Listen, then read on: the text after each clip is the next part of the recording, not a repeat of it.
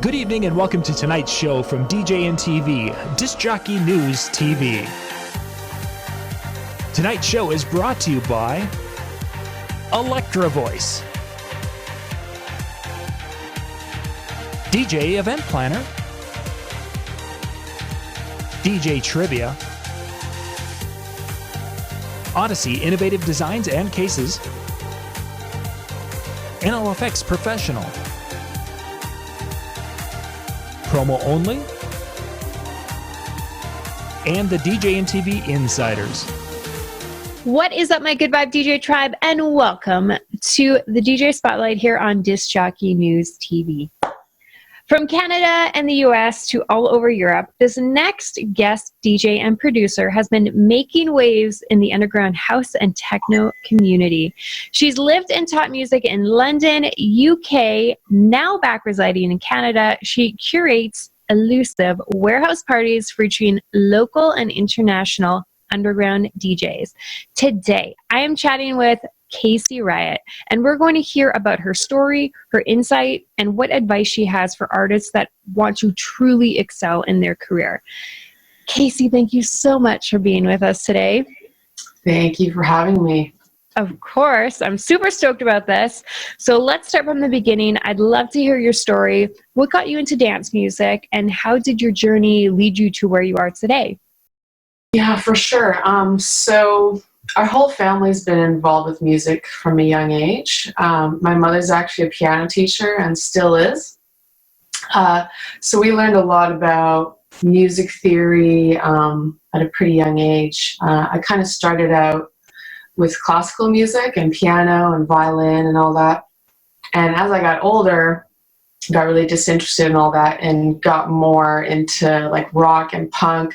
Started playing in punk bands, guitar or drums, and then punk kind of progressed into my love of industrial music, which kind of segued into electronic music. And I started working at a club called Lick in Vancouver, and it was like a queer alternative bar, and there was DJs, and I got really interested in DJing there and kind of started playing in a real club there. So that's sort of where my education started, especially having Lotus right underneath us, which was like a very underground house, techno centric club. So that was really cool to have. But as with everything, it got redeveloped and now it's gone. But yeah, that's kind of the beginnings. Right on.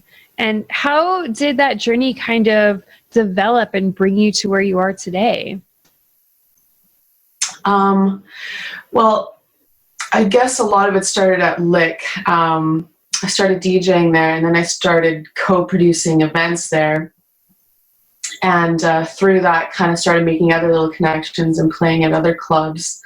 And then as the years passed, I kind of started getting into music production, and that sort of elevated my career a little bit more. And then I started touring, and I quit my job and started doing this full time. So that was really amazing.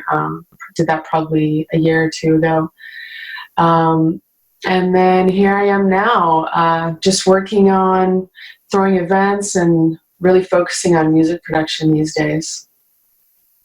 Love it. I think it's really brave when artists take the plunge and they go move to other cities or even countries. I know you've done this. And often when you do that, you're literally starting from scratch. People don't always realize that. They move and they think, oh, it's going to be easy. I already have a reputation. And then nope. It was terrifying. I'm not going to lie. I bet. Yeah, go on. Oh, I was going to ask, what is something invaluable that you might not have learned had you not taken that risk? And maybe you want to tell us a little bit about that as well. That experience. Yeah, definitely. So as I said, it was terrifying, and in a way really humbling, because you kind of go from being big fish in a small pond in Vancouver to one of the biggest electronic music meccas in the world, which is London, and has thousands of DJs, whereas we might have like a handful. So yeah, it was terrifying. You basically start from scratch as a nobody. And what it did is it really taught me a lot about community, making connections. So it really tests your social skills, but also business skills. I was really lucky when I got there. I landed a job at LSA, which is the London Sound Academy.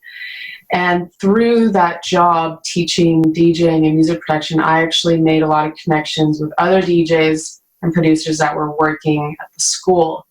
So that really helped me connect with promoters and clubs and other artists, and kind of starting from scratch really forced me to get out of the house and really engage with the electronic music community and go to people's events and support and meet others and really be more involved. So that whole move really taught me sort of how to connect in your local community and just get out there. Yeah, I think that's pretty incredible what you're talking about, because a lot of the times people think, well, I'm just going to let my music speak for itself. But what you're saying is so true, that building of community. And when you've been in it for so long, you kind of forget those early beginnings and what that might have looked like. Yeah, exactly. Yeah. One of the things I know about you is that community is not just important, but safety. And one of the things that a lot of people in nightlife might not realize, even in the scenes where there isn't electronic music, that there tends to be a lot of drug use. And this can be really concerning because we want people to party safe. And I know this is also important to you. Can you tell us what you're doing at your events to make them safer and why you came to start doing this? Right. So the reality of our situation, especially on the West Coast, is we have a massive opioid and fentanyl crisis. We're in the thick of it. And our friends, our family, they're all dying. It's not just people on the streets, it's recreational drug users. So doing drugs these days is basically playing Russian roulette. You just never know if it's going to be tainted or not. And so because of that, every event I do, I make sure we have lots of naloxone kits. So what that does is if you're having a fentanyl overdose, it reverses it on the spot. So it basically saves your life when you're overdosing. So we have one at the bar, we have one in the DJ booth, and I'm always trying to monitor and get the security to monitor and make sure if everyone's okay, or if they look like they're overdosing, try to help them. Another thing that I was actually inspired by a party in Victoria called Pants Off Dance Off. What they have is they have fentanyl testing kits at their events. So you can just grab one for free and you can test your drugs on the spot and make sure it's not tainted with fentanyl, and it's safe to use. So I've actually ordered a case of those. I'm going to start carrying those at our events at the door and at the bar, so people just grab one without having to ask. So yeah, just trying to do everything we can to keep people safe and alive, because let's be honest, people aren't going to stop doing drugs. We just got to make sure they do it safely. Absolutely. I agree. I actually remember watching a documentary on the BBC. I think it was called "What's in Your Drugs" that B-Traits did, and she talked about that importance. I mean, you can't stop people from doing drugs, but people are more likely to throw away the drugs if they find out it's got something in it that they don't want. Yeah, exactly. Well, yeah, they don't want to die, so yeah, exactly. Probably throw it away. Yeah. So lightening things up a bit, I know you are a big fan of producer DJs Flava D, Hannah Watts, Maya Jane Coles. I am as well. I'm a total fangirl. Yeah. I'm curious, when it comes to mentors, in your opinion, what makes a great mentor, and how do you think artists can be that for others? Right. Well, I think a good mentor gives really invaluable feedback. So when I was kind of on the come up, I had several more established producers and DJs give me some really great producer tips or DJ tips or secrets that I still use to this day.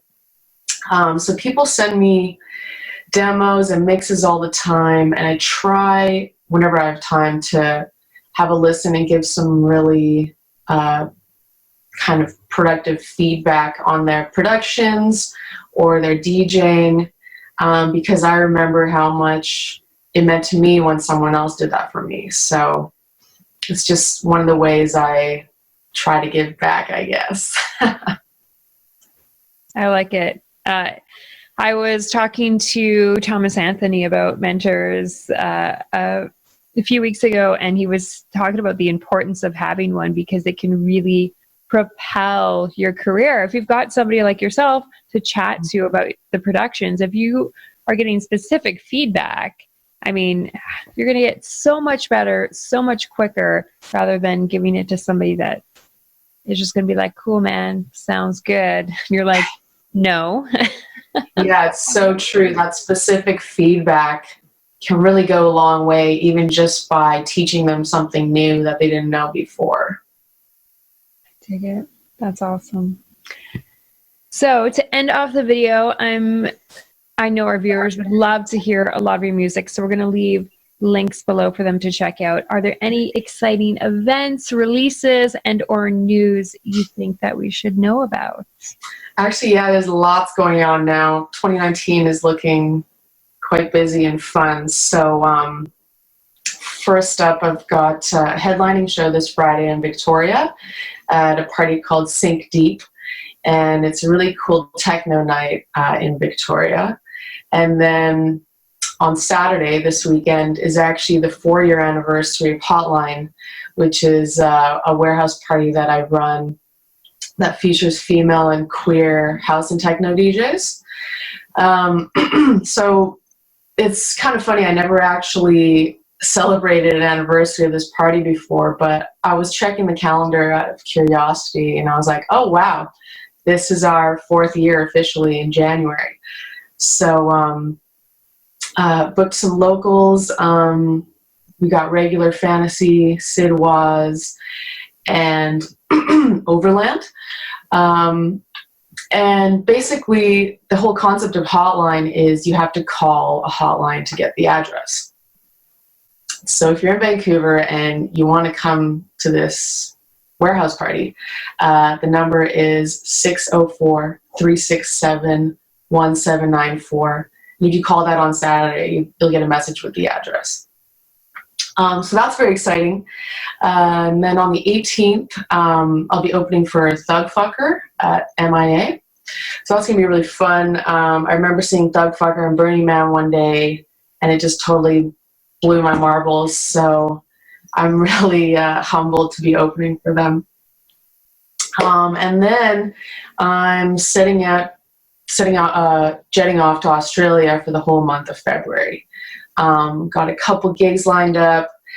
So that's going to be really fun. I've never been there, and apparently it's summer there and super hot, so I'm excited to get out of this Canadian winter. And then production-wise, I'm working on a full-length album right now that I want to release this year. And I'm also working on a remix for La Fraîcheur and Leonard de Leonard, and they are 2 artists from Europe. And that'll be coming out on Leonizer, probably around the mid-end of February. So yeah, lots going on. Yeah, you are so busy. It took a while for us to schedule this, but when you were the other day when you hit me up, I was like, yes. Yeah, I know. It's hard for me to find free time these days, but I wouldn't have it the other way. I'm happy that I can make a living off this and do what I love, and I wouldn't trade it for anything. Well, I'm so happy for you. It's been amazing watching your journey. Really appreciate you sitting down and talking to me today. for the rest of y'all that are tuned into the episode, what was said today that really resonated with you? Did you learn something new? Let us know in the comments below. Let us know what your exciting plans for 2019 are. We want to know. And until next time, don't let no one kill your vibes. Thanks, guys.